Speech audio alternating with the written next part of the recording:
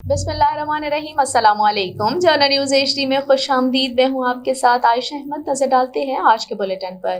Bulletin में सबसे पहले आपको मुल्तान से आगाह कर रही हैं additional chief secretary south Punjab captain retired Saqib Zafar ने महकमा primary and secondary health care जनूबी पंजाब को टेंडरिंग और अशिया की खरीदारी के सिलसिले में ई प्रोक्योरमेंट सिस्टम अपनाने का टास्क दे दिया। ई प्रोक्योरमेंट सिस्टम के बारे में दी जाने वाली ब्रीफिंग के मौके पर उन्होंने कहा कि महकमा primary and secondary health care जनूबी पंजाब ई प्रोक्योरमेंट को मॉडल के तौर पर अपनाएगा, जिसकी कामयाबी के बाद उसे दीगर तमाम महकमों में लागू किया जाएगा।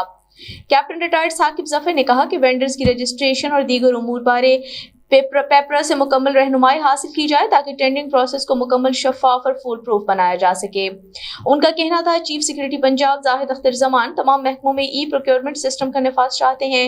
एडिशनल चीफ सेक्रेटरी को users management, template design, committee module और कॉन्फ़िगरेशन सिस्टम के बारे में मुकम्मल ब्रीफिंग दी गई।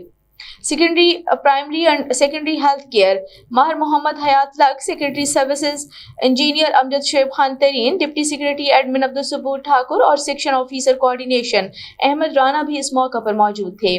प्रोक्योरमेंट ऑफिसर अनिला खलील और सेक्शन ऑफिसर डॉक्टर जुल्करनैन बट्टू ने ई प्रोक्योरमेंट के बारे में ब्रीफिंग दी।